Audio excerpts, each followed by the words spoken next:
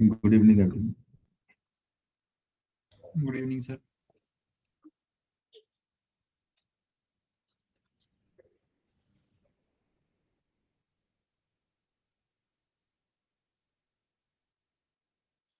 Hmm.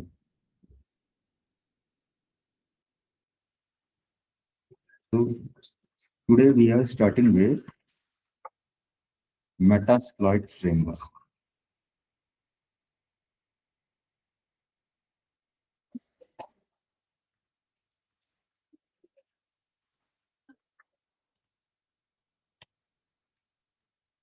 Okay. So Metasploitable 2, which you have installed or created your virtual machine, that is an operating system.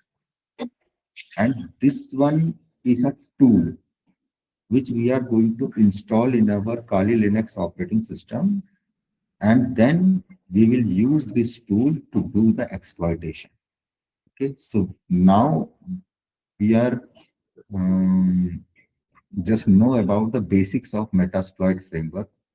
So Metasploit can be accessed or used in multiple ways. So the most common method is the interactive Metasploit console.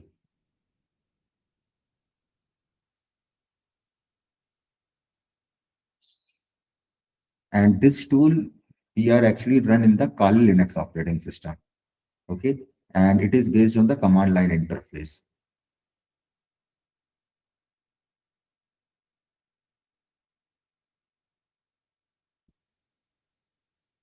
So we are actually using an interactive console with special keywords and commands. And for using this Metasploit framework, the command is msfconsole. Okay. And one more thing, when you are using Metasploit or when you want to use the Metasploit framework, it also using PostgreSQL database. So in your machine, the PostgreSQL service will also be running in the Kali Linux operating system. Okay. So the method is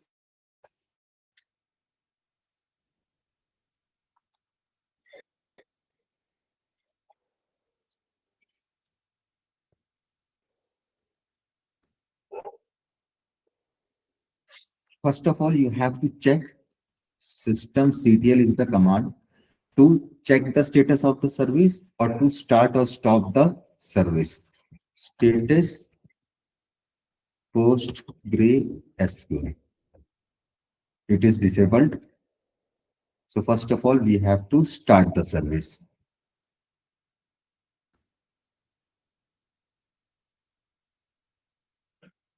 Now again, we are checking. So for checking the status, systemctl space status space the service name, whatever the service you want to use. Suppose that if you want to use HTTP, then provide the service name HTTP. If STP, FTP, provide the FTP, any service, whatever you want. Status, if you want to check the status, then space service name. If you want to start the service, then systemctl start, then the service name. Then again, I am checking the status. Now this service is active and excited. Okay. Now after that, always careful that we are not running Metasploit framework inside the root profile. Okay. So just change your profile or change your particular path to any other particular directory. So I change my directory to the Kali folder, which is resides under the home directory. Now, if you are running first time the Metasploit framework, you have to install this service. So if any service, if you want to install in Linux operating system, which is Debian based operating system, the command is apt space install space okay, 1 minute. I am stopping this service. Okay. not an issue. Because I am not connecting with the database. I don't want to connect with the database, so that's why I am stopping it. And yeah, apt install Metasploit-framework. So the service name is, or the tool's name is Metasploit-framework. If you want to install any other particular service, you have to mention the service name over here. So right now I want to install this particular tool. So the command is apt space install for each and every service installation, and then space the particular name or the tool name. So I am not going to run this command because already in my Kali Linux it is running.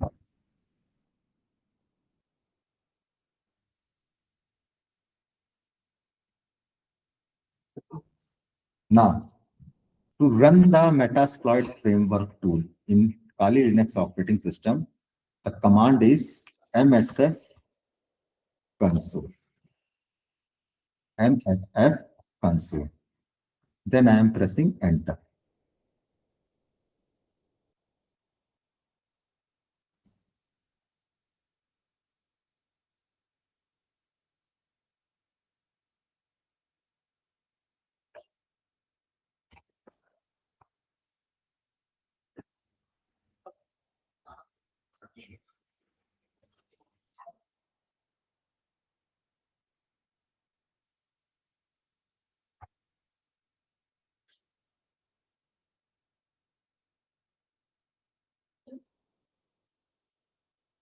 So it is starting the Metasploit framework.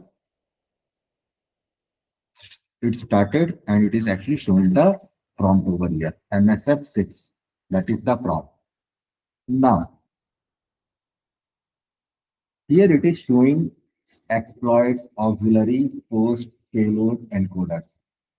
So now we are going to understand what exactly these particular syntaxes are means. Okay. So first is payload. Payload are the codes, or in simple term, we call as a virus. Payload are the viruses.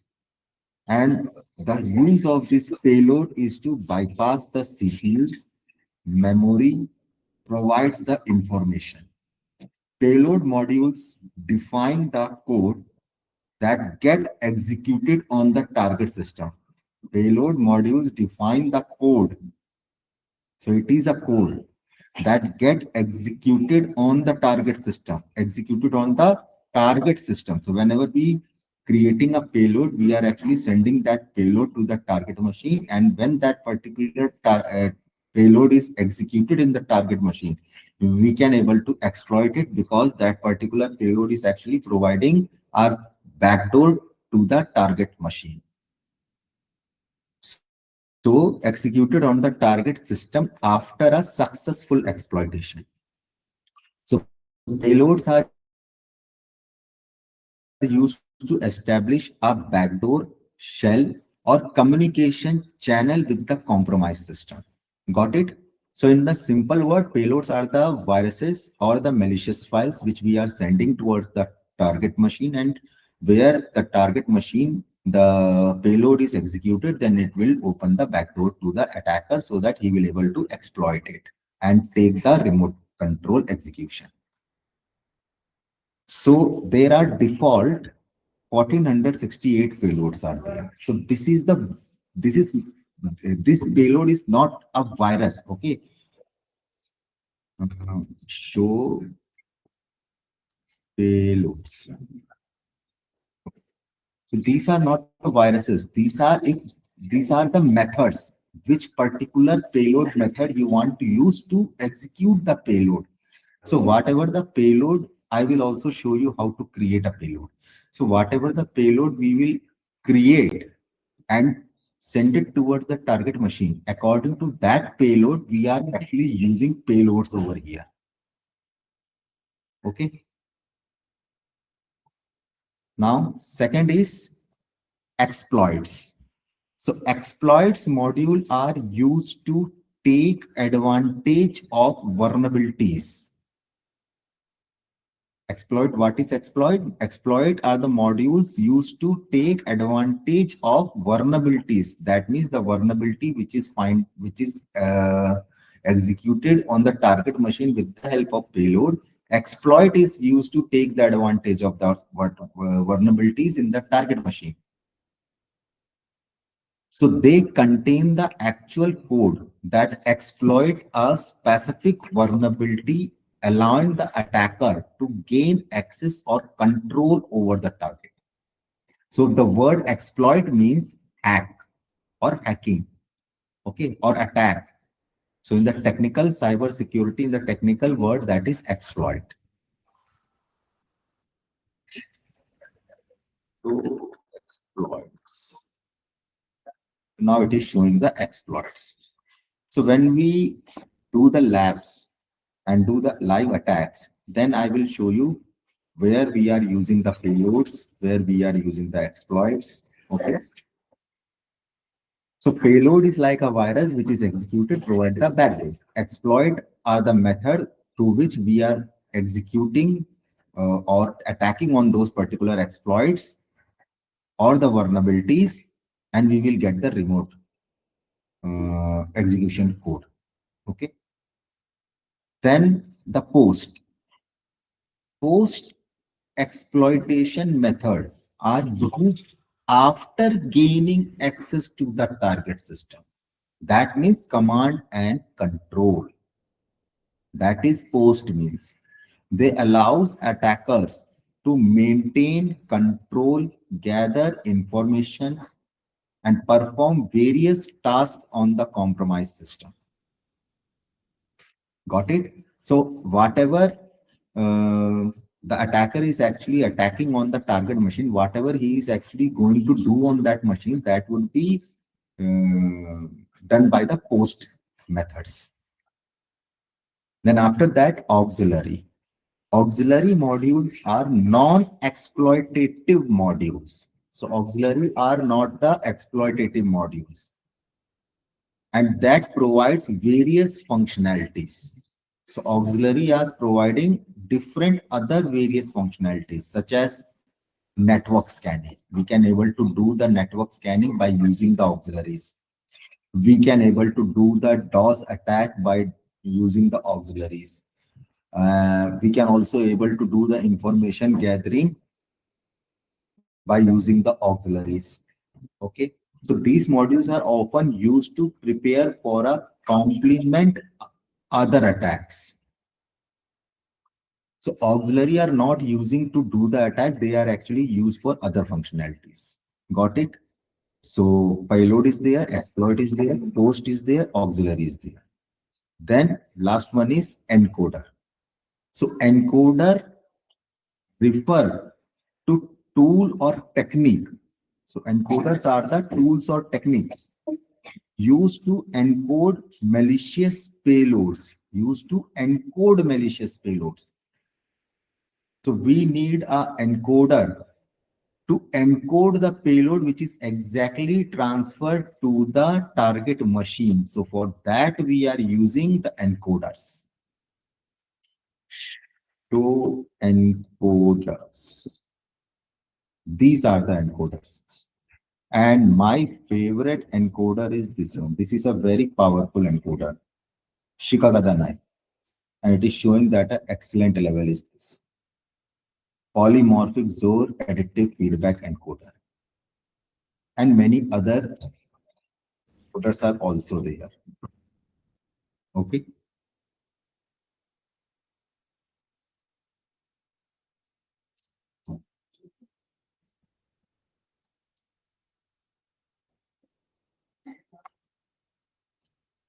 Now, if you want to search any services over here, or the malicious services or the re-explain the encoder? Encoder. Encoder means, see, suppose we created a payload and sent it the payload towards the target machine. Okay. Now the particular payload which is executed over the target machine, we want to exploit that particular target machine with the help of payload. But when we are going to exploit that particular machine of the target machine, we need an encoder that will encode the payload, whatever the payload, translator. My machine is an attacker's machine. Okay, I am using a specific payload over here, and when we are using the specific payload, after that, it is actually using an encoder. So with the help of encoder, we are actually creating a payloads. I will show you how we are actually creating the payload. At that time, I will show you how the encoders are working out. These are the encoders, encoding the particular payloads. For that, these encoders are using for. Okay, sir.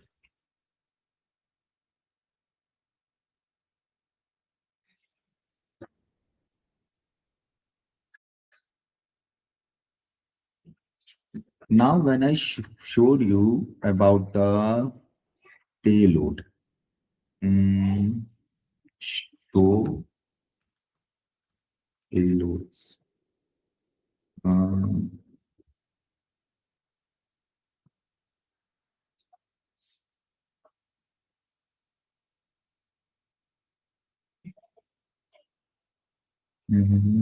Windows.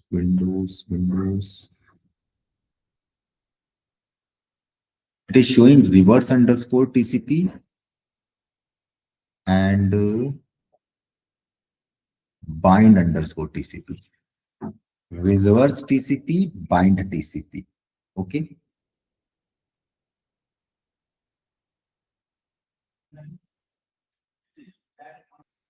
So what exactly this payloads when we are using? So we are always using the reverse TCP. So what is the difference between the bind TCP and reverse TCP?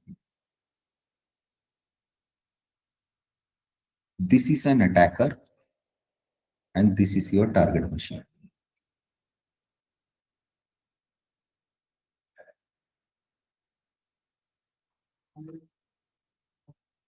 This is your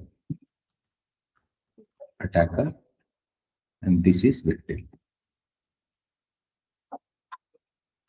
If an attacker tried to attack on the victim machine, okay. So if attacker is using a payload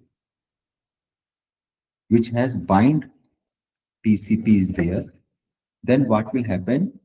At the time of attack, attacker has to provide the IP address of victim's machine. Suppose that its IP address is 10.0.0.2. Its IP address is 10.0.0.1. Suppose that this kind of thing is there. Now, in bind TCP, at the time of attack, attacker has to provide the IP address of victim's machine. So that is not an issue. We are able to find out the IP addresses of victim machine with the help of network scanning. But problem is not that. Problem is different.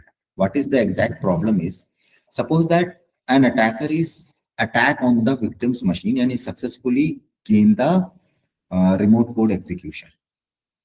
But after that, wait a minute, guys.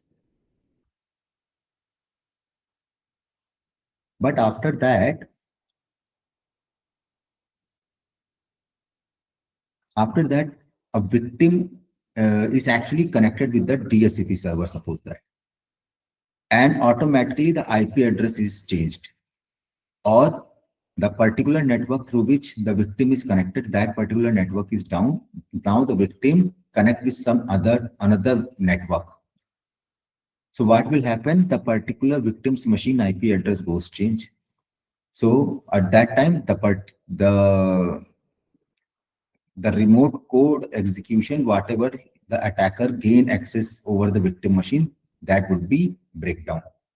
Then attacker again has to make a new attack connection, or the reverse code execution he has to do again and again. So each and every time when they are providing the victim's target machine address, it will be a problematic for an attacker to gain the access continuously. Okay. So what attackers are actually doing, they are actually using reverse TCP. So what is reverse TCP? Reverse TCP, when attacker is actually going to do the attack or trying to do the attack on the victim machine, he has to provide its own IP address only. Does not need to provide the target machine IP address. So it is much more actively make the connection between the attacker and the victim, so that the attacker is gain the access over victim's machine or gain the remote code execution. He can able to do the command and control. Got it? In simple way, in Bind TCP, if we are using the Bind TCP payload, we have to provide victim means target machine IP address. If we are using reverse TCP, then we only have to provide the attacker's own IP address. That's it. Sir bind TC में तो अगर बार बार हमें IP address change हो तो बार बार डालना पड़ेगा connection के लिए, तो उसमें स्टेबल कनेक्शन नहीं हाँ, रहेगा, कुछ होगा नहीं नहीं फिर रहेगा, नहीं रहेगा, वो बदल जाएगा आईपी, तो यहाँ से चेंज हो जाएगा, ब्रेक हो जाएगा कनेक्शन, तो ये प्रॉब्लम करता है अटैकर। तो यानी मतलब इससे अटैक नहीं कर सकते ना बेसिकली, फायदा मतलब अटैक तो कर लेंगे मगर ब्रेक हो जाएगा। वहां चेंज हुआ है, वहां विक्टिम का आईपी चेंज हुआ, यहाँ पे अटैक जो है ब्रेक हो। Okay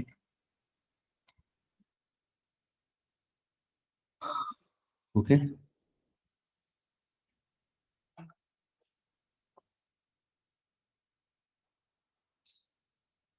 then we can also able to search for the services by the help of msfconsole or Metasploit framework. Suppose that we are searching for Android. So for Android services, there are the service Android is there. So if you want to attack on any Android device, we can able to do it. If suppose that is the search for VLC. So VLC is there. So VLC is a video media player and device, audio player media audio, media or media player VLCs. Now suppose that if in victim's machine the VLC player is installed, okay, and the attacker find out the vulnerability in the VLC player, he got the backdoor over there. So with the help of these particular services, he can able to exploit that target machine. Okay. Zoom. So Zoom I is there. So if someone is installed Zoom I or Zoom player, so we can able to do that one also. But it is only for the auxiliary. It is only for the information gathering or network scanning. Okay, these are the exploits. We'll see. We got the exploit. We got the post. We got the exploit. Fine. Yes sir. Now, I show you the Wayback machine. The Wayback machine.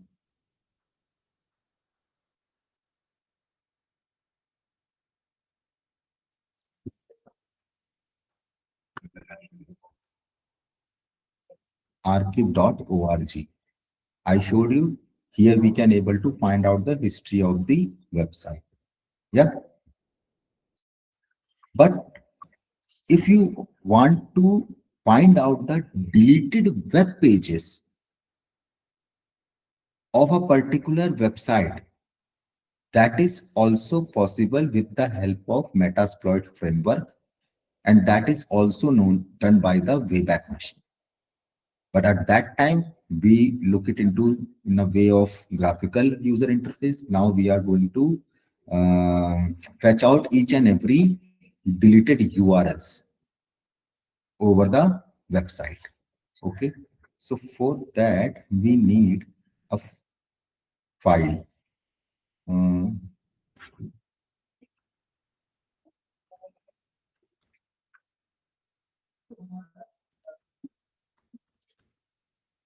Here cd/home/kali ls. uh, See, there is a file __wayback I already created. We are using this particular file in which we are trying to um, push all the deleted URLs in this particular file. So for that, what we are actually going to do, we are using the Metasploit framework to retrieve the deleted web pages. Okay, so those pages are not running by the service provider or by the organization. They deleted those particular deleted that particular URLs through which the web pages are being fetching on the client side. So we have to find out. This is a basic task. I am actually showing you what exactly we can able to done with the Metasploit framework. Okay, so for this, we are actually using the auxiliary. Okay, so I already told you about the auxiliary. So auxiliary is not using for the exploitation. So I am running the command use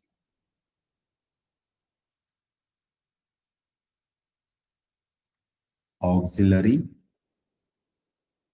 scanner HTTP enum_wayback. So this particular auxiliary we are using. So now you got it. Each and every in the auxiliary, there are so many things are there. We can able to do the network scanning. We can able to do the so many things are there. But in the CH, whatever is there in the syllabus, I am going to teach it that one only. Okay, because Metasploit framework is a very big tool. If you want to learn about whole thing about the Metasploit framework, so there is a books which are available. If I have some book, I will provide you. Okay, so I am going to show you some commands only over here. So use auxiliary, then the scanner. And in the scanner, we are using enum_wayback for the HTTP purpose. Okay. Then there is a command options. So with the help of options command, we can able to find out what exactly we have to provide the informations to the particular stuff we want to do. Or second thing, what are the informations are being there in the particular auxiliary module. If we want to check that one also, we can do both the things by options command. Okay. Now it is showing two things. First is domain name and second is out file. Out file means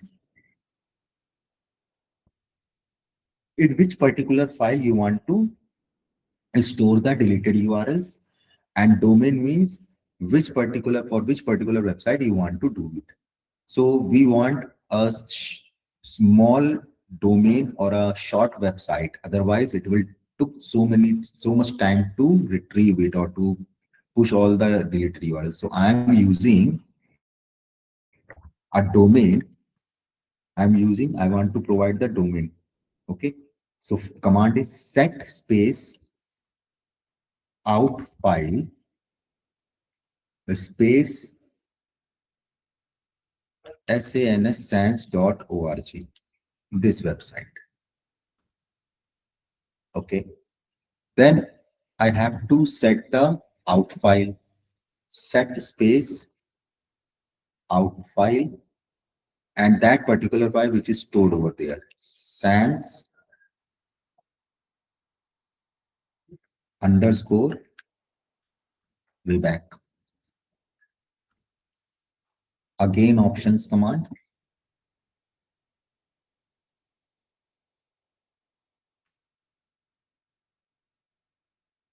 Oh, sorry. Sorry. Here I have to put domain. Okay, set domain sans.org. Now see. Domain set it, out file is set it. Now we are ready.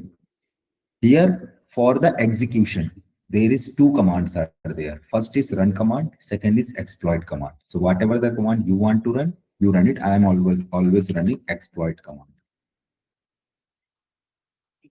Okay. Pulling URL from archive.org.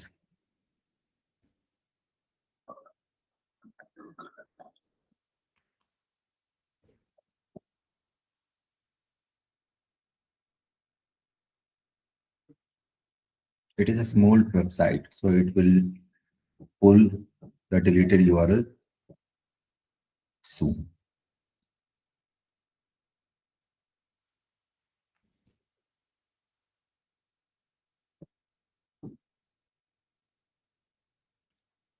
Sir एक question है, हम्म। जैसे websites अपने page delete कर देती है उसके बाद भी इंफॉर्मेशन कैसे रहती है आर्काइव में इनके पास, इसके एप्लीकेशन पास क्योंकि archive.org के पास ना ये इंफॉर्मेशन रहती है।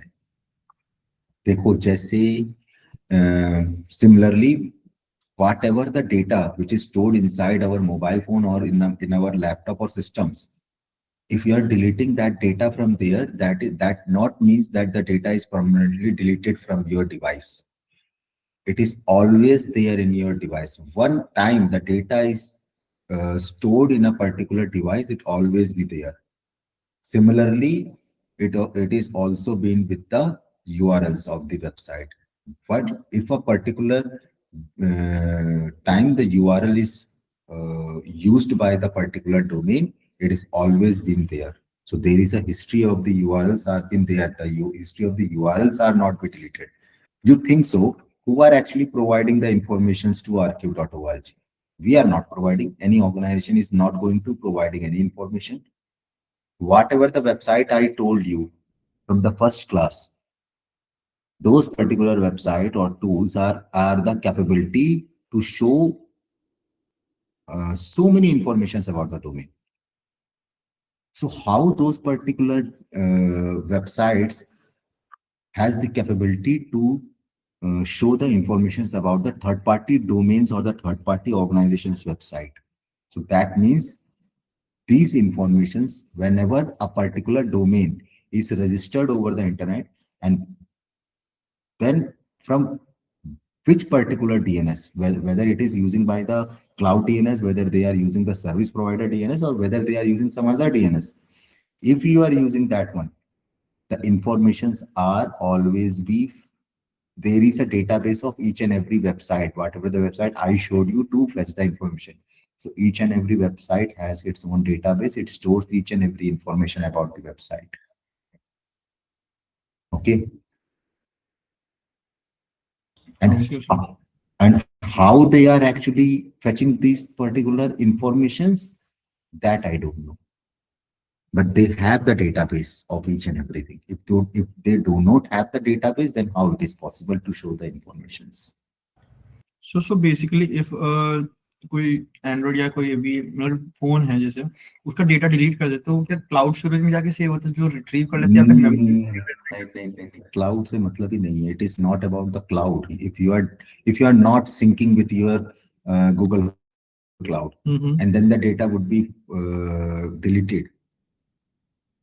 There are so many data retrieval or data recovery tools are available in the market, but those tools are costly, so normal users are not using. But the particular, you see, whenever the crime has been conducted by any particular criminal, okay, they are using the mobile. They are actually deleting each and everything. They are actually formatted the device also. But if the CBI or a particular cyber cell will retrieve the mobile from the criminal, they can able to retrieve each and every data from there. How? Because there as data recovery tools are available, and very powerful tools are available in the market. You have to purchase those tools. That's it. If suppose that in my laptop goes formatted, each and every drive being formatted, I am able to retrieve each and every data. The capability of the tool, that how much data, how much GB of data that particular tool is going to retrieve you. Okay. So they are not retrieving from the cloud or anywhere else. They are actually retrieving the data from your device itself.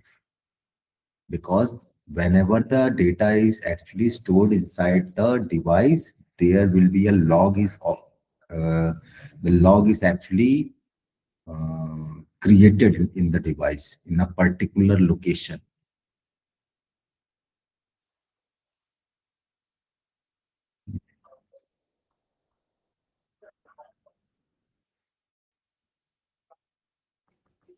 Cat sans underscore wayback. See,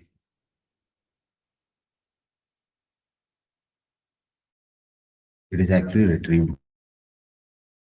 So I just stopping this pulling. It already pulls so much URLs. Okay, so I'm breaking from here. So these are the deleted URLs. So many URLs are there. So like this, we can able to do it with the help of Metasploit Framework. I'm only showing you a demo, a demonstration.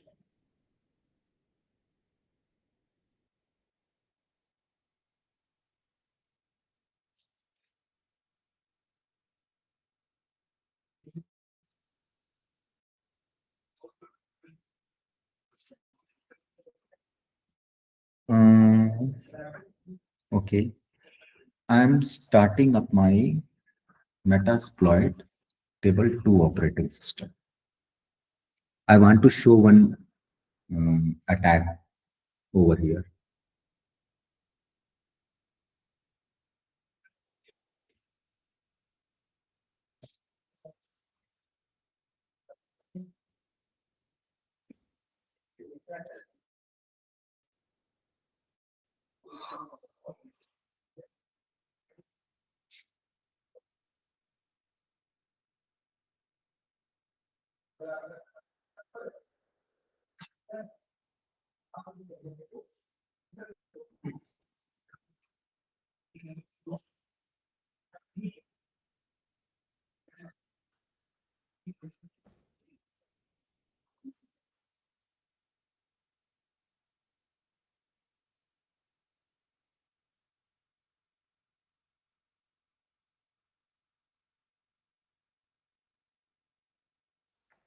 MSF admin. MSF admin.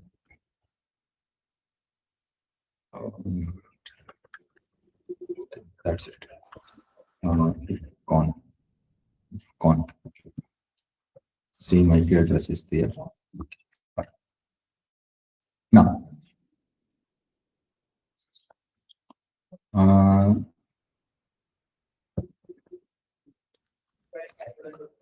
yes. So back is the command by which you can exit from the auxiliary, exact auxiliary. Okay. Now I'm here in the Metasploit framework prompt.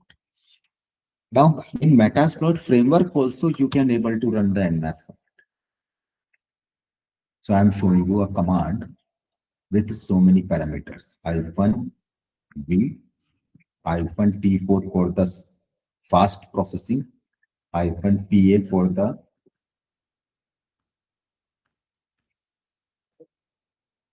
port assigning, -sv for the service and the version of the service,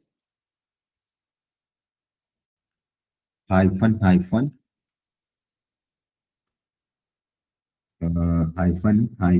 version all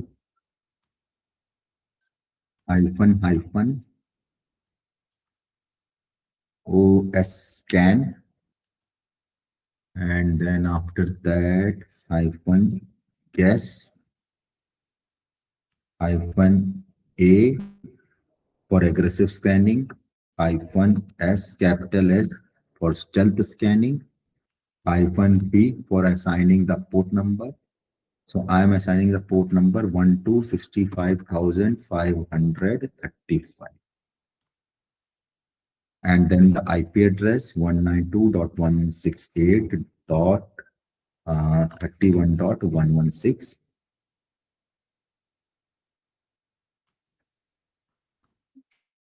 And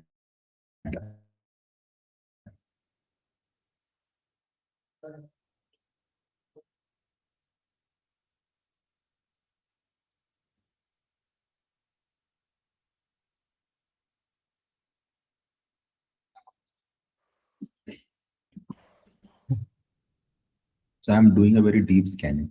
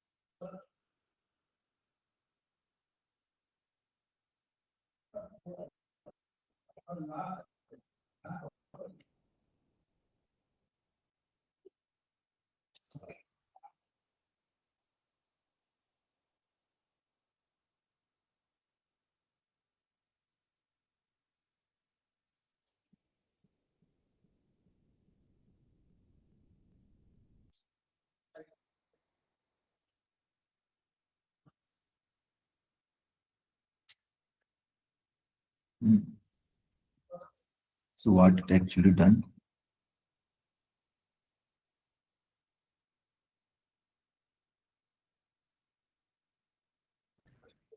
$150C script for scanning. These are the open ports in this Metasploit framework. Okay, I'm breaking this command. Okay. Now, if I see that the port number the port number 21 is actually opened, and this particular port is for FTP service. Okay. So, do you know about the FTP service? What is exactly the FTP server is?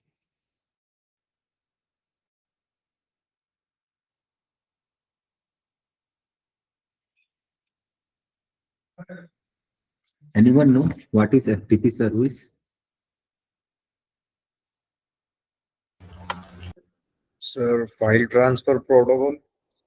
That is the full form of FTP. I'm actually asking you about what is FTP service do. Okay.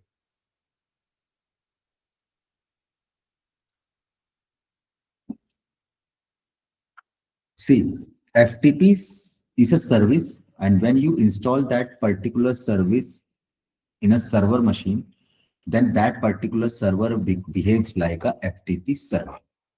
Okay. So FTP server is actually enables the secure file sharing and management between the computer over a TCP IP network. That means if you are creating or deploying a FTP server, that means in your organization, the company wants to share its files over the internet. Over the internet, that means a particular server deployed in-house of the organization. They configured a public IP in that particular server. This is, suppose that the server is this particular machine has some public IP, and with the help of this server, they want to share all the files and the data over the internet to the employees, not to the client, not to the users, to the employees who are working in these organizations. And if those particular clients want the specific files for the usage, then they actually going to use access this IP address with the help of FTP service. Okay, they can able to fetch the file over the internet to the FTP server. Now, why we are using the FTP server? One thing is over the internet, we can able to access the file. One more thing is there, and that is the main thing. Suppose that there are different departments are there in an organization.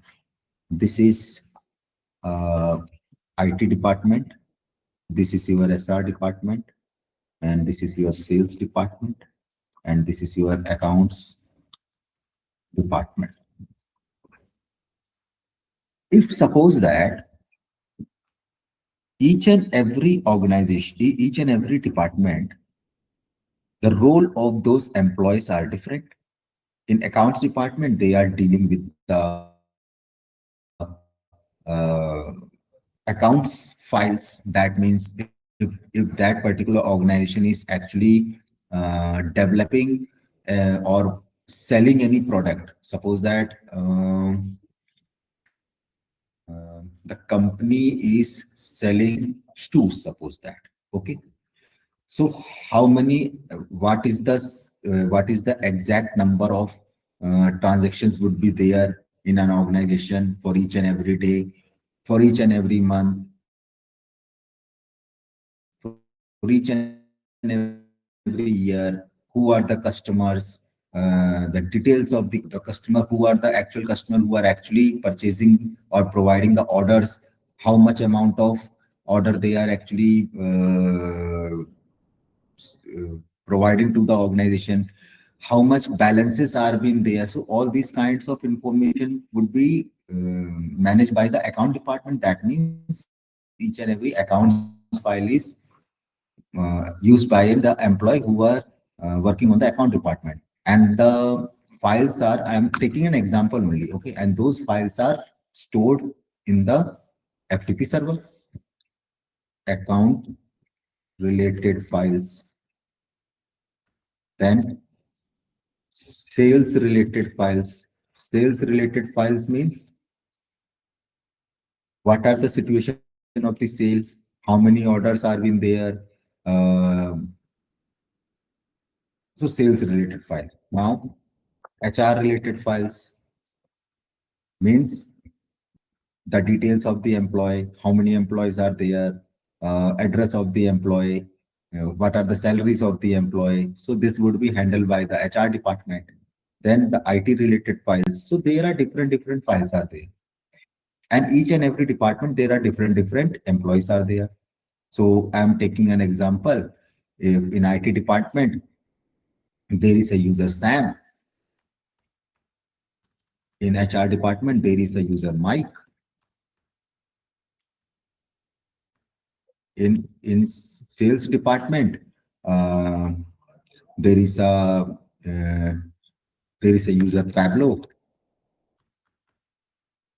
And in accounts department, there is a employee Heath is there. So for each and every employee, so we are calling as a user. So each and every user is actually using a different files. They need a different files. So the ability of the FTP server to provide the different files to the different user with the exact authentication. Suppose that there are each and every file. So how would the user or how would the server is actually going to relate it that which user demands which file or which user we have to provide which file? Because they are actually directly accessing the FTP server with the help of credential. That means username and password. They are just providing the username and password, these users, and they are authenticated with the FTP server. Now, how the FTP server will recognize to whom or to which particular employee, which file we have to provide it. So that particular thing is also managed by the FTP server. How? In FTP server, they are creating Sam user, Michael user, Pablo user, Heath user. And for each and every user, they are actually providing different credentials. And with these different users, they are allocated different files. So whenever Sam user providing their credential and authenticated with the FTP server. FTP server only provides the appropriate file to the SAM user, and similarly for each and every users. This is the specific task which is done by the FTP server over the internet. We can able to access the FTP server over the internet. It is provide the services, but what they exactly need, they need a public IP address. That's all, and some other configurations also over the firewall. Okay, got it? What is an FTP server? That means in an organization, FTP server is a crucial server which handles all the data of the organization.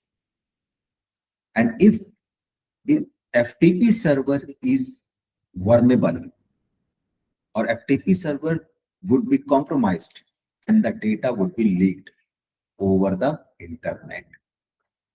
Okay, so I'm showing you and demo how the FTP server would be attacked or compromised and get the remote code execution. Okay, so see, this is my Metasploit framework in which the FTP server is actually running.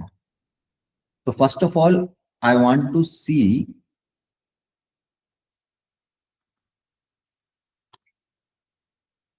VSFTPD. This is the name of the service. Okay, so when we want to install the FTP service in the Linux operating system, the service name is VSFTPD. So I know already in Metasploitable 2 operating system, the VSFTPD service is running. I'm just checking in my Metasploit framework whether 2.3.4, this version of VSFTPD is available or not. So VSFTPD and 234 backdoor is there. So it is an exploit. See, it is an exploit. So with the help of this exploit, we can able to exploit the FTP server. Okay. So how we are able to do that one? We have to first use this exploit. So use space. If you want to write it down or full path of this exploit, you can use it. Otherwise, you can also mention the value. So I am mentioning the value use 0. So it is under inside the VSFTPD 234 backdoor. Then option. So in options, what we have to provide? We have to provide the R host, means remote host IP address, target machine IP address we have to provide. Okay, so set R host 192.168.31.116. Okay, then what we have to provide? Nothing, because already port number is already defined 21 over here. So what we are going to do, we are just run the command exploit.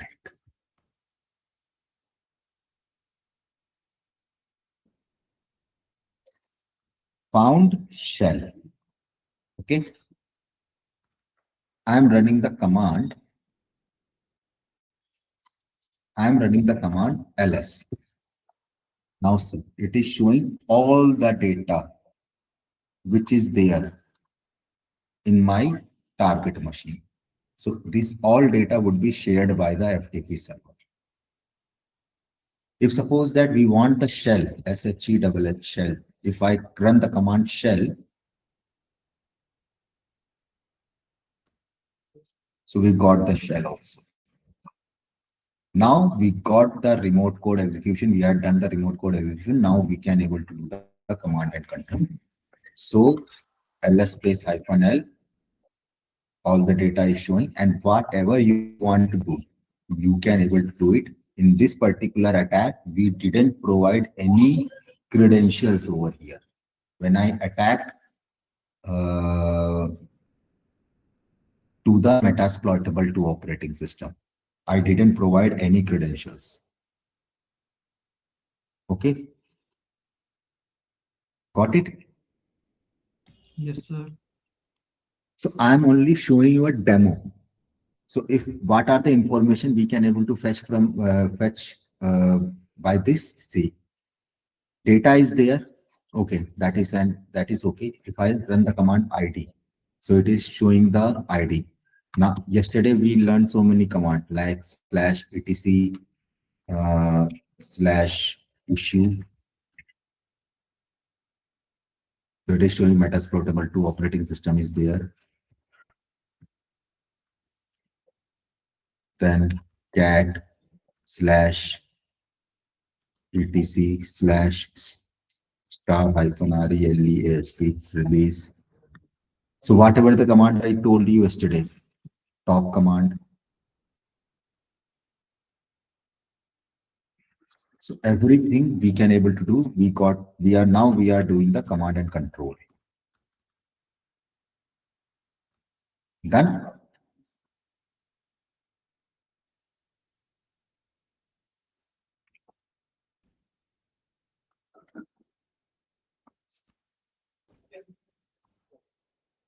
So if there is a vulnerability in the FTP server, so the attacker can going to do these kinds of attacks, and he will get the command and execution, and then he is actually going to do command and control. Remote code execution, then he will able to do command and control. Okay. Now I only actually today I defined you the basics of Metasploit framework. Okay, there are many more attacks are been there in Metasploit framework, but before doing the Metasploit framework attack, I want to define you some more thing about the system hacking. Okay, our topic is actually going through system hacking. So right now I hacked a FTP server. Now for the system hacking, we are also going with the Windows operating system also. Okay, so I'm exiting from the Metasploit framework, and right now I will show you some other system hacking attacks like password cracking or your document password cracking. You know that the documents are password protected. So how we can able to crack those particular passwords of a password protected document files. Okay, so I am just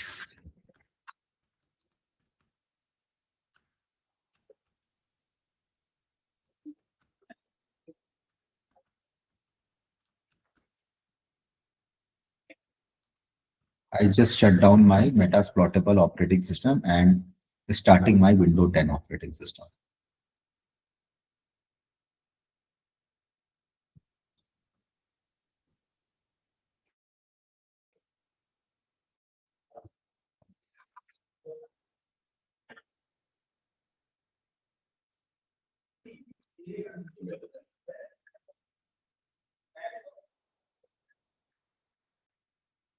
Mm.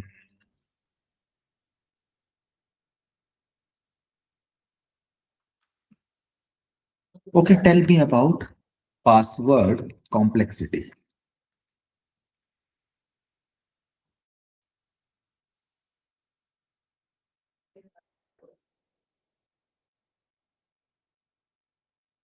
What password complexity means?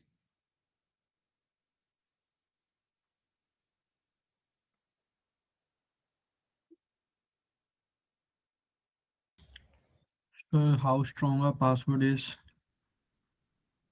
And और okay, basically इसमें characters कितने use हो रहे हैं, special characters use हो रहे हैं नहीं हो रहे हैं, और मतलब basically different types of characters and numbers and special character using to make it complex to guess or dictionary. okay. So password complexity defines how strong your password is. Okay, and if the according to the any particular operating system, the complex password is the combination of alphabets plus numeric plus your symbols. The combination of all three characters or the special characters or the letters are actually known as the complex password. Okay, so the combination of special characters, numbers, and letters. So this is known as a complex password. Okay. So kindly pause your mic, whoever it is.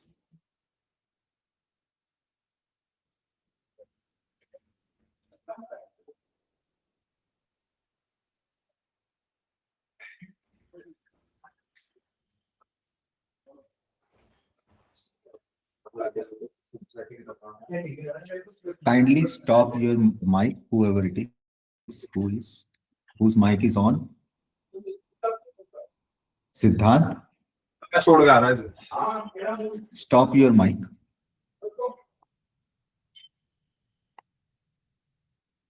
Yeah.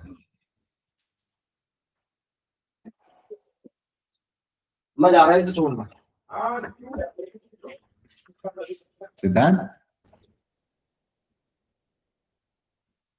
So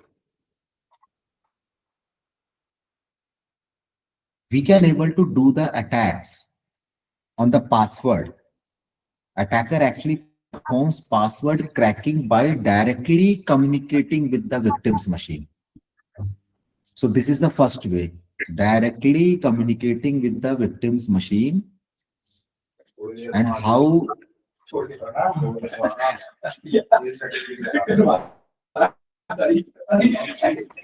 Siddhant, are you there?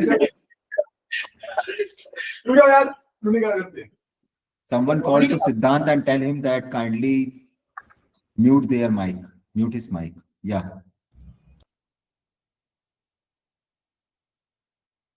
Okay.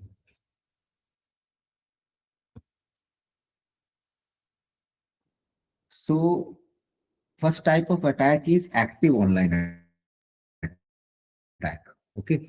So in active online attack, the attacker is actually cracking the password by directly communicating with the victim's machine. And how it is possible? With the help of Trojan viruses, spywares, or keyloggers. Okay. Trojan, spyware, keyloggers. So what is exactly the Trojan? Trojan is exactly a virus. What is a spyware? Spyware is the virus through which attacker is going to spy you. What are the keyloggers? Keyloggers are the particular application or the tools by which an attacker is actually see each and every keystrokes which a victim is actually pressing in their machine. So in the target machine or the victim is actually doing anything or typing anything with his keyboard, in the attacker's hand, he can able to see it. So this all thing I will show you later on, but I am only saying you this time what exactly direct attack is known as. Then your passive online attack. So in passive online attack, attacker perform password cracking without communicating with the victim machine. So that is passive online attack, like password guessing, shoulder surfing, dumpster diving. So like this, he is actually going to guessing the passwords. So this is also passive online attack. Offline attack. So in offline attack, attacker copies the target password file.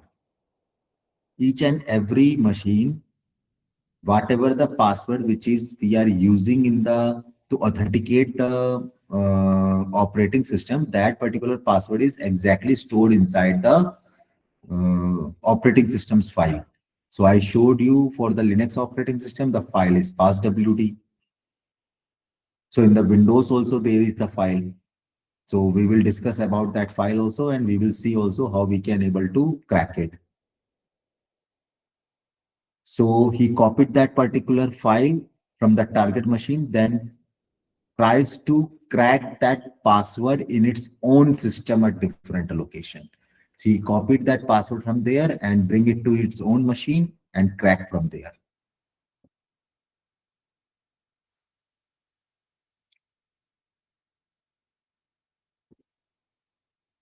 So do you know how to set your How password can complexity? it be, how can it be copied? That I will show you how can we will copy it. Okay. Huh? Okay. So do you know how we can able to set the password policy?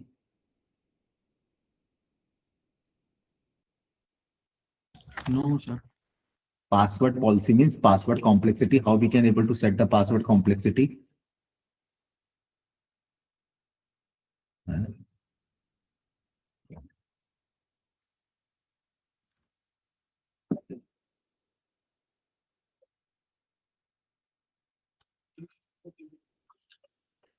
No.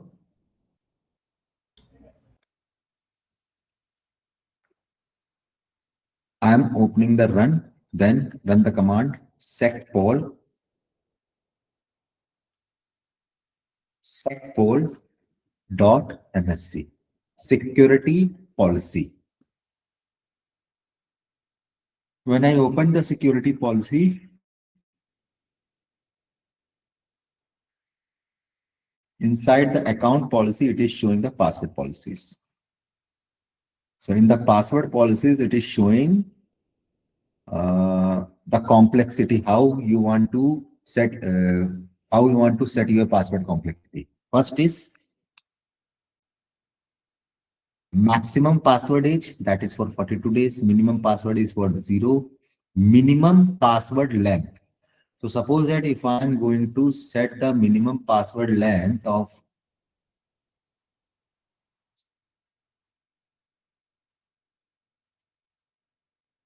14. So whenever we are going to create an user, we have to provide a 14 character password. Let's see. I set this option. Okay. And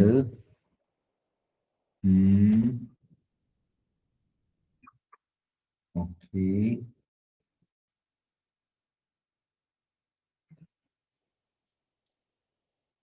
I have to create a user. Not from here. Manage. And local users. Now see, I'm going to create a user. The username is suppose that Mike. And I'm providing a password of near about 10 characters. 10 character password.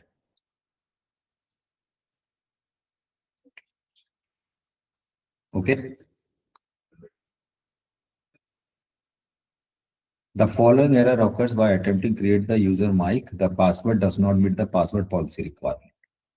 So if you want to create a user, you have to set up 14 character of password. Then only the user will be able to create. If you want to change the password of existing users, then also you have to provide the 14 character password. Then only it will create the user or it will set the password for the user. Got it? First. Then after that, now see. Right now, I am creating user Mike and providing a password 1, 2, 3, 4, 5, 6, 7, 8, 9. Then 1, 2, 3, 4, 5. 1, 2, 3, 4, 5, 6, 7, 8, 9. 1, 2, 3, 4.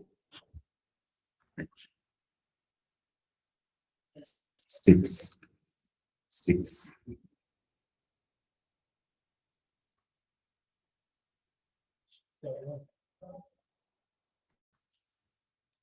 I provided this password and created the user.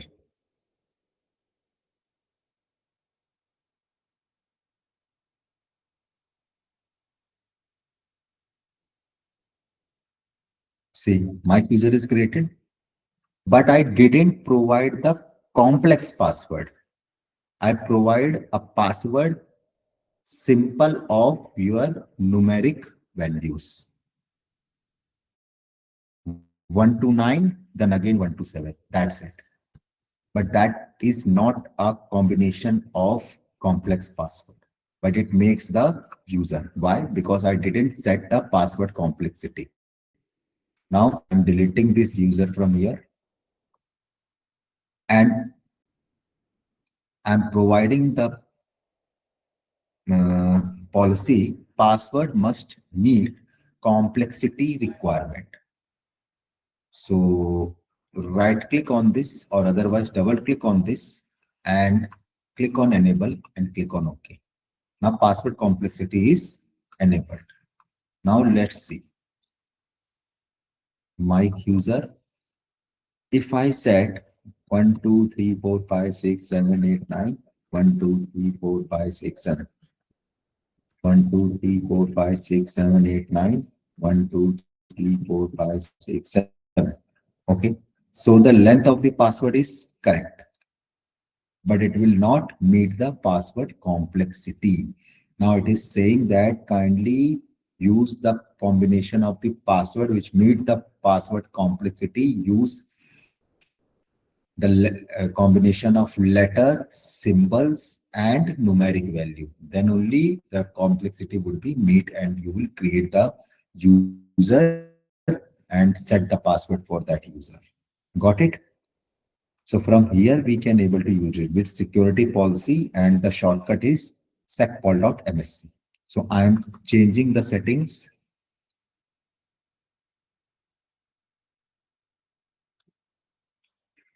And close it.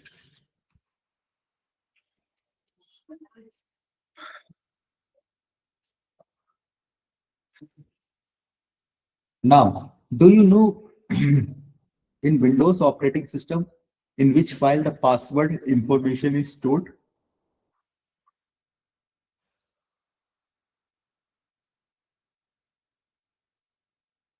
No, sir. No.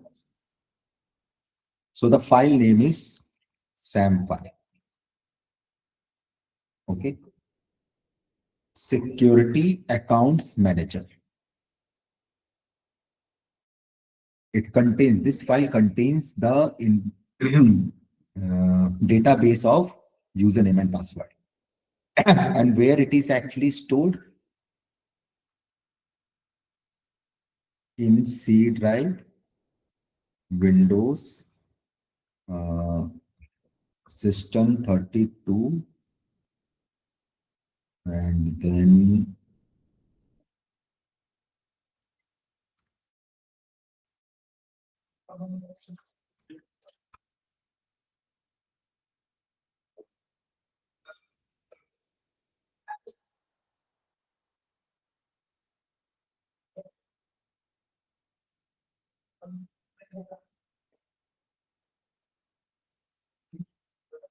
config.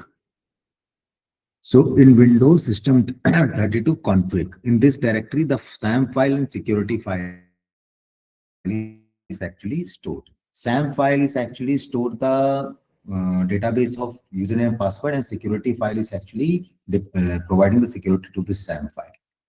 Suppose that if you want to open this file, I'm double clicking on this file and then try to open with the notepad. So it is showing access is denied. So you cannot able to access this file, open this file. Suppose that you want to delete this file. It is not deleting the file also. If you want to copy this file,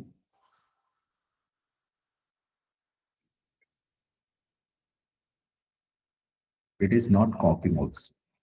That means this file contains lots of security. No one, means administrator itself, not even able to see the content of the file, delete this file, copy this file. Okay.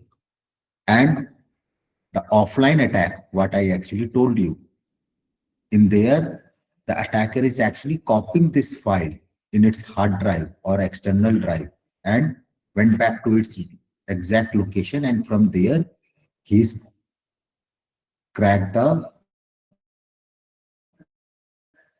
this password stored file. So how it is possible? So first of all, we are actually going to check how this SAM file is actually working out. So this is your user who is working in its own machine.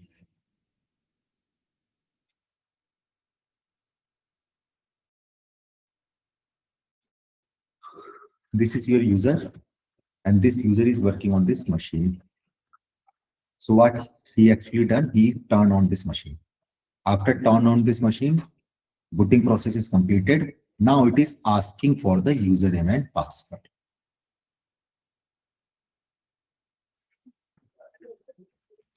Username and password. It is asking for username and password. So what user will do? User will exactly provide the username and password of this particular machine. So when in the login panel, he provides the username and password, then that particular information is sent it to the operating system. And the request which is sent it to the operating system, it is actually trying to search the SAM file. When it search the SAM file, then it will matching the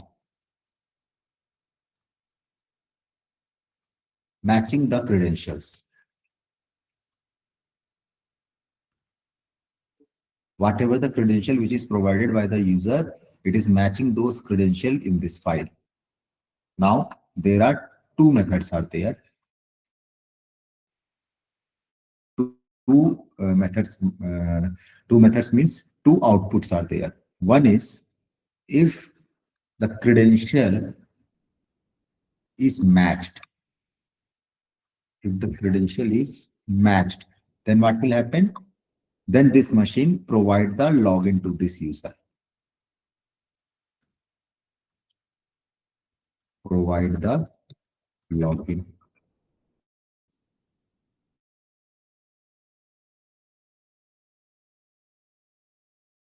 Credentials and if suppose that the credentials are not matched,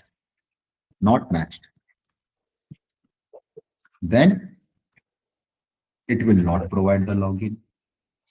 So this is the exact method. So whenever we are providing our credentials in the login panel, it is actually sending those information in its own operating system in the SAM file and matching over there whether the credentials are matched in the SAM file or not. Okay. Now here we are not able to see the SAM files information. What are the information stored inside the SAM file? Yeah. So how we can able to do that? That is the task. That is our task. So wait a minute, guys.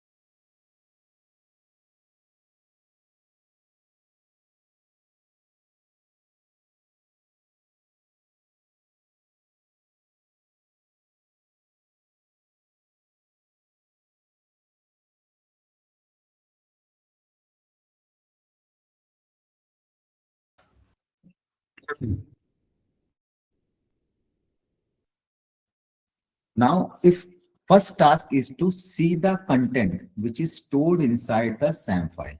Okay. So for that, there is a tool called pwdump 7 2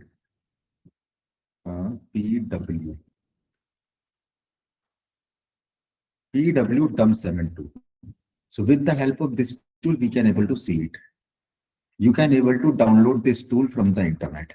Okay, so just download it. I think so. I already have this tool in my downloads.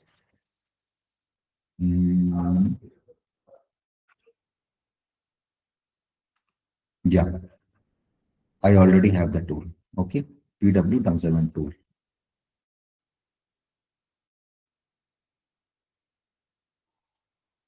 Now,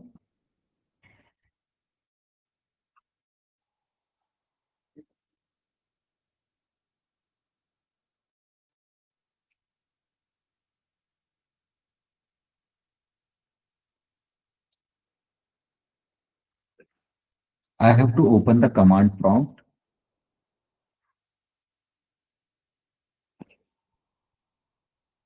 With the administrator privilege, click on this command prompt and then run as administrator. So you have to open the command prompt with the privilege of administrator. Okay, fine. Then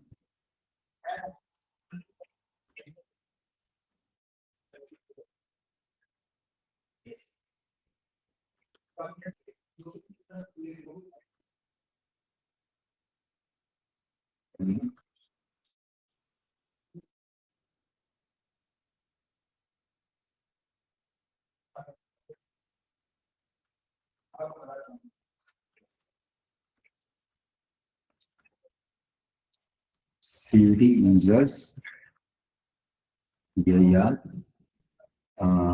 cd victim cd downloads pwdump 7 tool is here. Okay, so I just run pwdump7.exe. Okay, so when I run this tool, press enter, it is actually showing the particular content which is stored inside the SAM file. The SAM file data is actually look like this, in which it is showing administrator user is there and the encrypted password of the administrator user. Guest user is there with no password, and victim user is there with the encrypted password. So it is showing the username and password or information over here. SAM file, this content is exactly stored. So with the help of this tool, I am able to see the content which is stored inside the SAM file.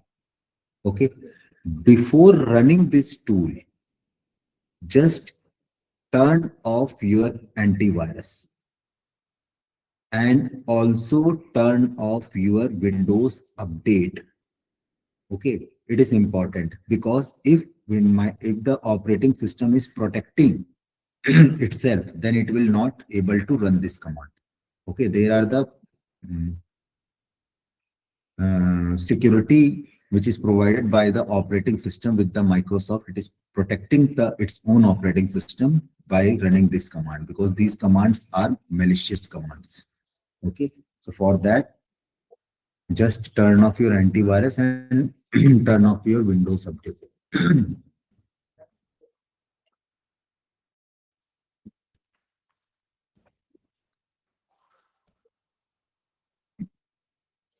Now, I showed you that you cannot able to copy the SAM file as well as the system file from the its default location from somewhere else. You cannot able to copy it. You cannot able to move it. So suppose that if you want to transfer the system files and SAM file other location. So how it will be possible? So for that, what you have to do,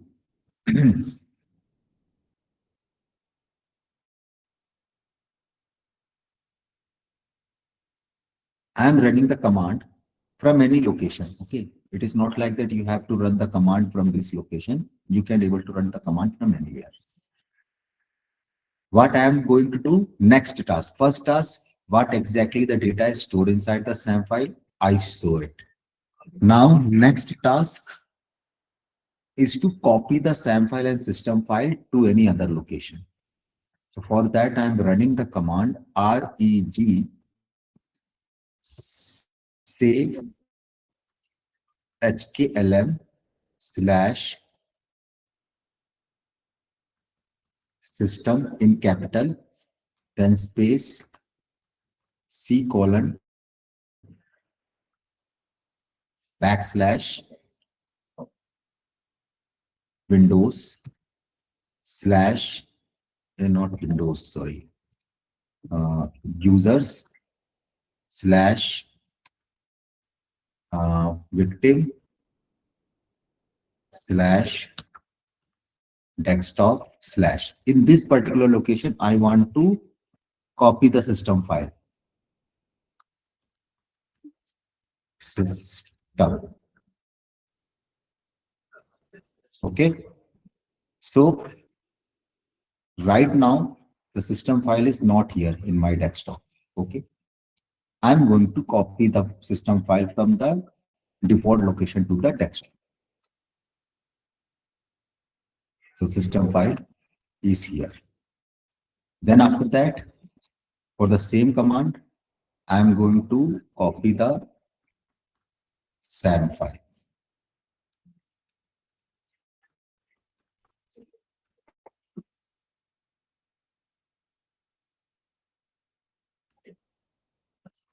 Copied SAM file.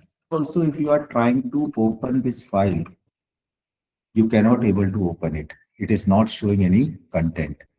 So I copied this file, but I am not able to see it. Okay, fine. So like this, suppose that a victim got your machine for a minute, for a 2 minute. He's within 1 minute or 2 minutes, he can able to copy the SAM file and system file from your default location to here, and then after from here you can able to copy anywhere. See, so like this, he will now copy these files to its external hard drive or in pen drive, and he will get this file and he will move to its location, and from there he is actually going to crack these files. And suppose that he's over there with his laptop, he will insert that particular pen drive in the laptop, and he from there also he can able to crack it, but not with this machine. Cracking would be done by the Kali Linux operating system. Got it? So in my case, I also want to send these files to my Kali Linux operating system, to this operating system. So how we can able to do that now? See, Kali, and I think so IP address is 27. If config, IP address is 27. Okay.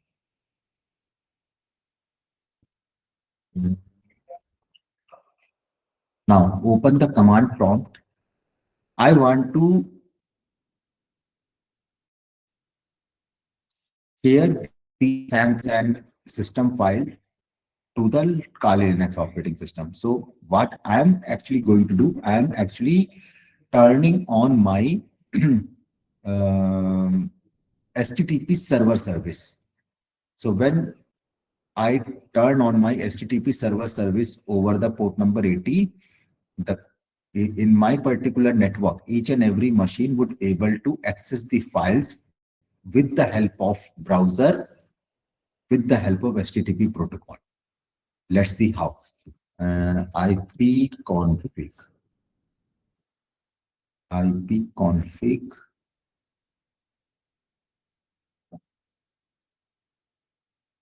IP is 90. IP is 19. Okay, fine.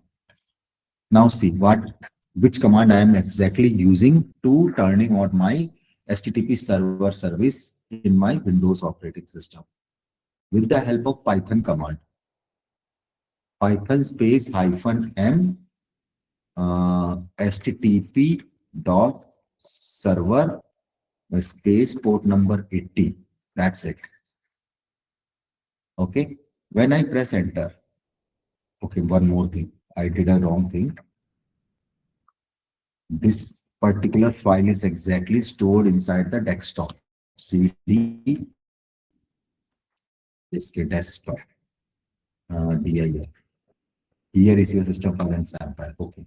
Now here you have to run this command. Okay. So the port number 80 is open. Now see what I am going to do. Just open your browser. In any machine, in my base operating system also, in my virtual machine also, and if this machine is connected in a particular network, each and every client machine also able to access the machine. How? See. HTTP :// and then 192.168.31.19. Press enter.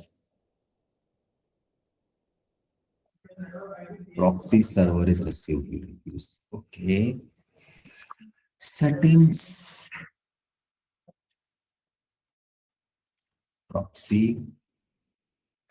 Settings. No proxy. Okay.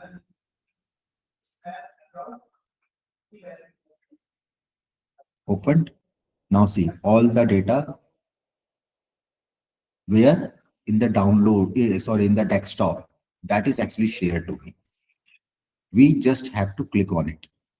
Okay. So when I click on file, downloaded. When I click on system file, downloaded. So both the files are downloaded in my Kali Linux operating system. Now I have both the files. Okay. So where it is actually downloaded it? Kali Linux downloads, I think so. LS. System file and SAM file. Okay. So both the files are here. Now I got the system file and SAM file. If I try to read this file, I'm not able to read it. Okay. Now what we want? Now we actually want to crack the password. Okay. So for cracking the password, always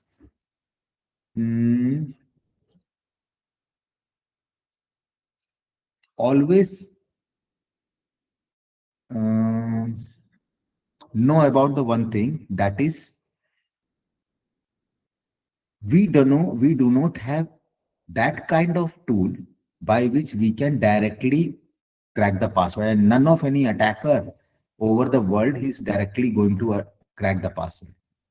So how he is actually going to crack the password? With the help of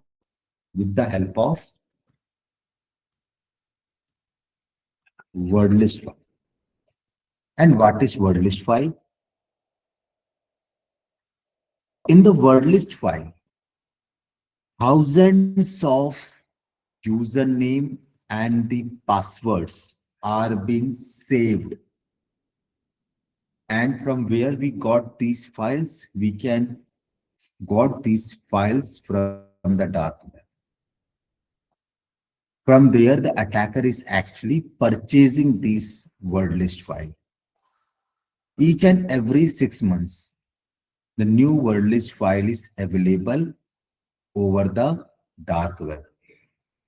And from where all these username and password lists is actually finding out, whenever any particular database of any organization is gone hacked. Like I showed you before, the big basket database is hacked. At that time, my email ID and password would be leaked. Similarly, if any particular database is leaked, that particular username and password is exactly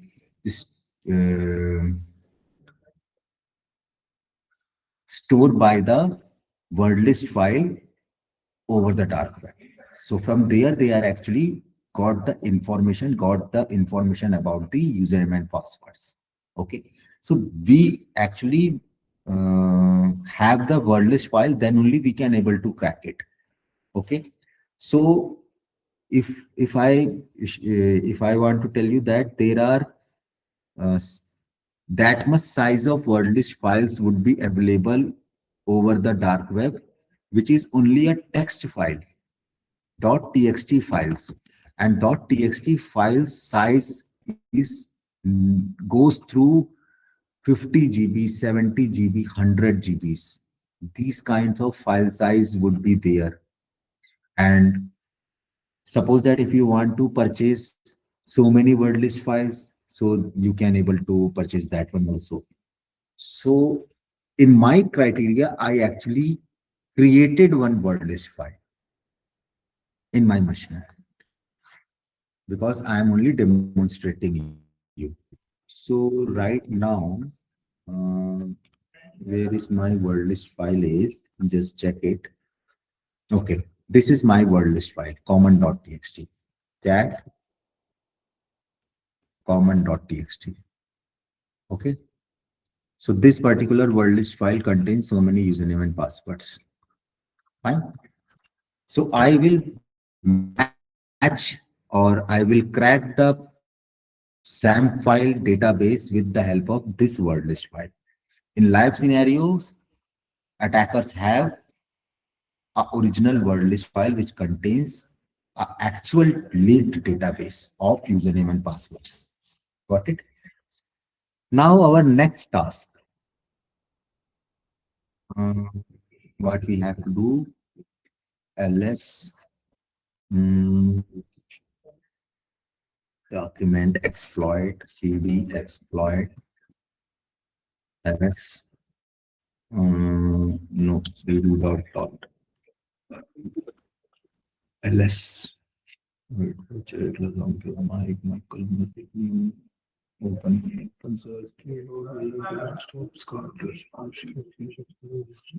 cd website videos with access spider.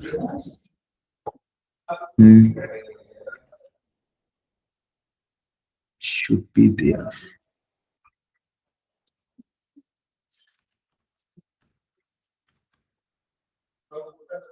See.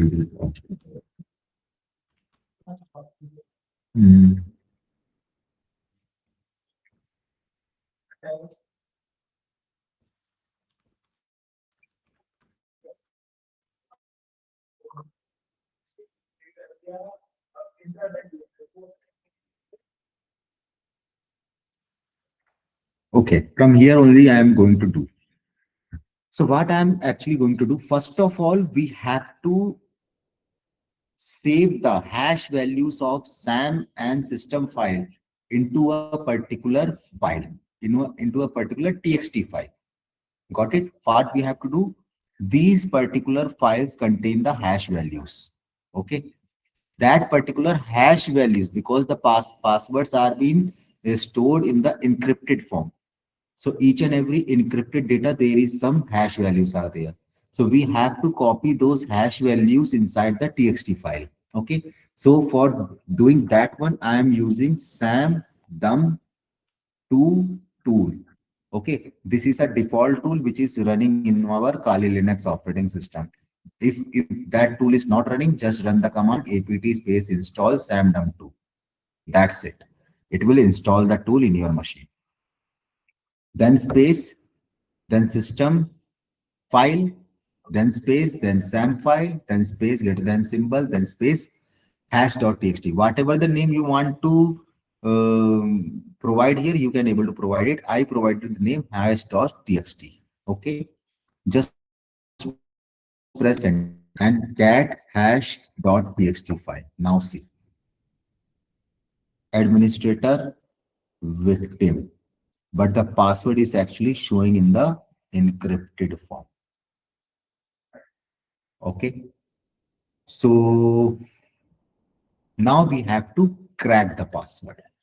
So for cracking the password,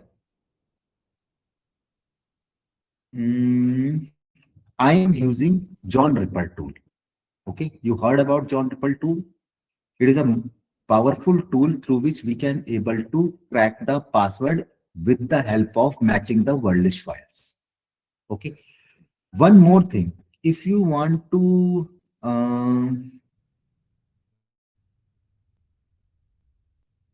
find out the word list file, you can also able to find out the word list file. Let's try. I'm only trying it. Just see whether it is showing or not.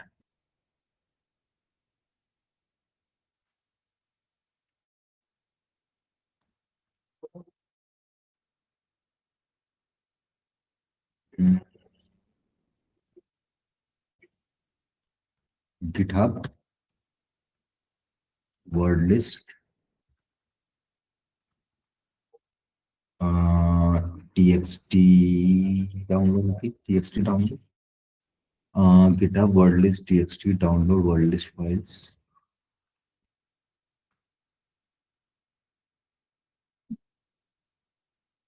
See.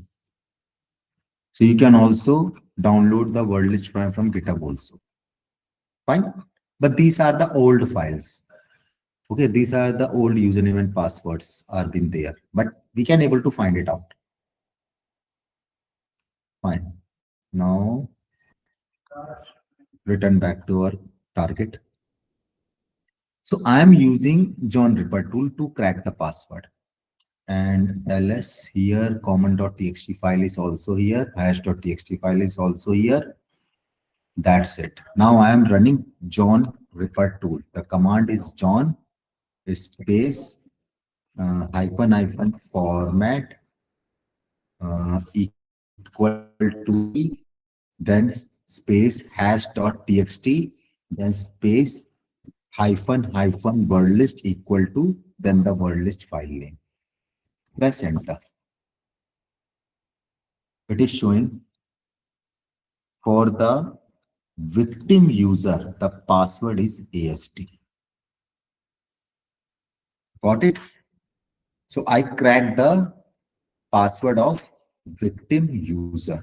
Now the attacker know the password of victim user. He went to that machine. If he got the chance to use the machine in a single moment, he directly provide the password over there and get inside, log in inside to the machine, and he will able to do that one. But this is a method. I am only telling you a method. There are so many questions or queries who are there. How he will able to get inside to that machine, how he can able to do that thing, those things. So many things are there. But right now I'm only showing you the methods. That there is a method through which we can able to crack the password file of the Windows operating system. That's it. Nothing more than that.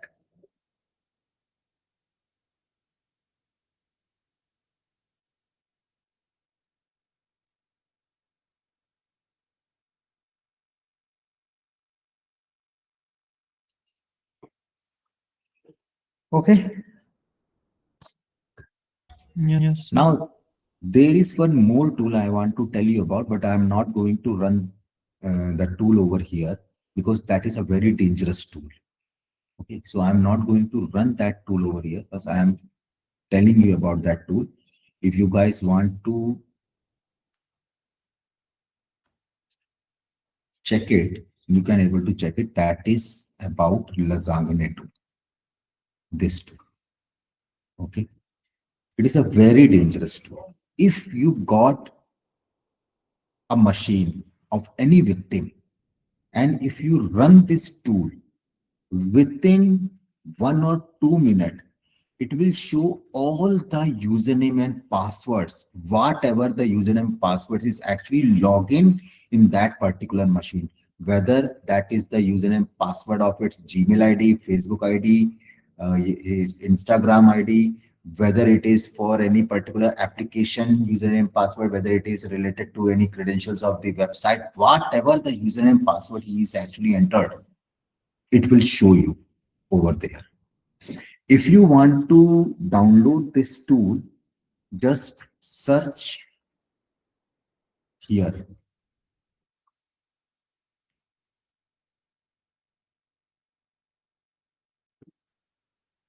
LaZagne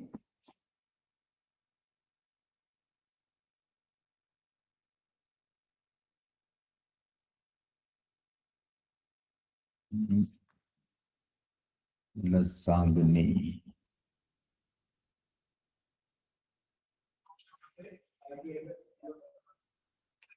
LaZagne GitHub.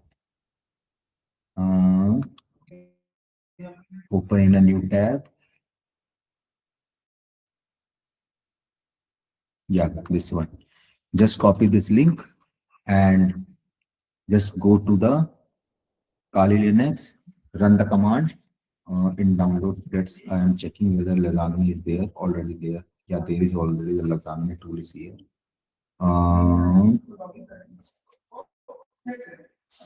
PD data. Okay, fine. Git space clone command and paste that URL over there. Okay, but here I am not able to use that one. Okay, system CTL status SSH. It is disabled. Start. I'm starting my SSH. STAR is start. Okay. Now status is running.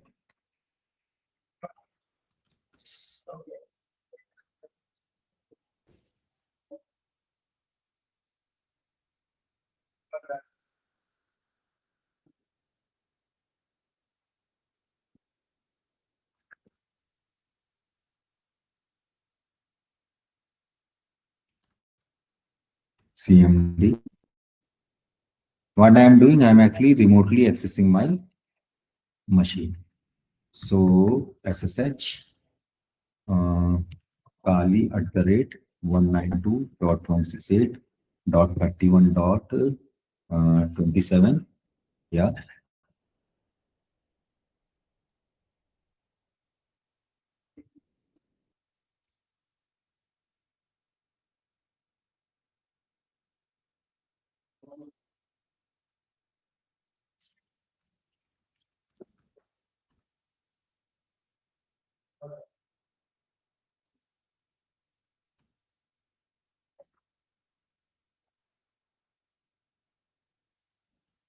Yes.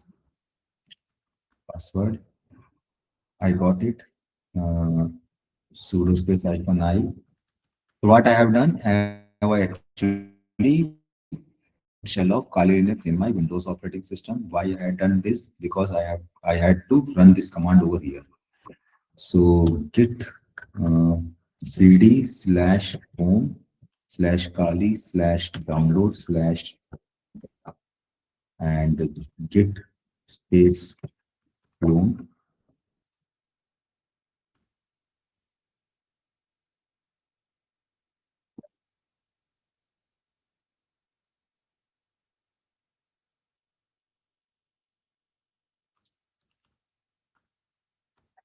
ls LaZagne directory is there. cd LaZagne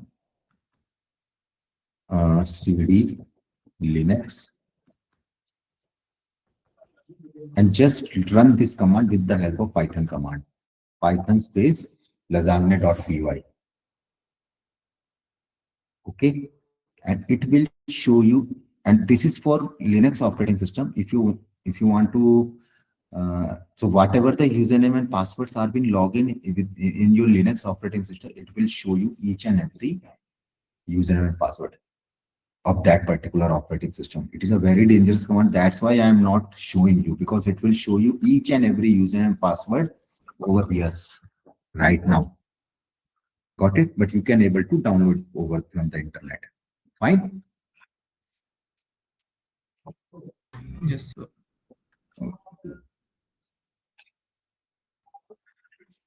Okay. So that's it for today's class.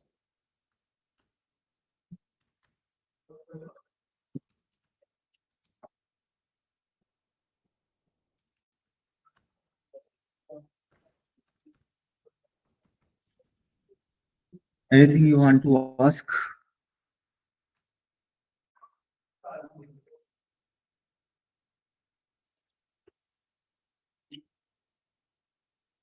If you guys want to ask anything, ask me. Otherwise, I am ending up my today's session.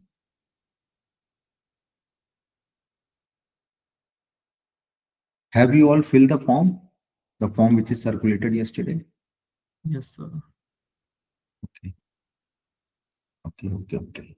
Okay, fine. So we will continue the class tomorrow. And tomorrow I will show you how to crack the document files. Okay. Okay. Then after that, we will move forward. Okay, sir. So Thank you, sir. goodbye, everyone. Good night. Thank you, sir. Thank you, sir.